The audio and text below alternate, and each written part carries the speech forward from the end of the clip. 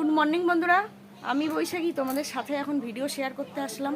তো চারিদিকে তোমাদেরকে দেখাবো মানে কি অবস্থা, এত রোদ্দুর, এত গরম, প্রচুর পরিমাণে রোদ, গরম, মানে এই গরমে আর টিকতে পারছি না, মানে মানুষ মরে যাওয়ার মতো কল।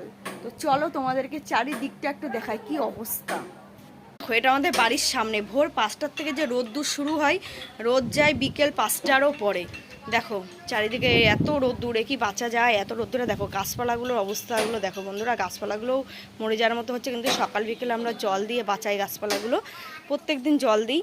আর এই সাইডগুলোই দেখো কি রোদ, আর আমাদের বাড়ির সামনে দেখো প্রচুর পরিমাণে রোদ্দুর। সাইডগুলো দেখাই তোমাদেরকে, এই দেখো, এই দেখো রাস্তাগুলো দেখো কি অবস্থা, চারিদিকে মানুষজন পুরো একদম অস্থির হয়ে গেছে গরমে রোদ্দুরে।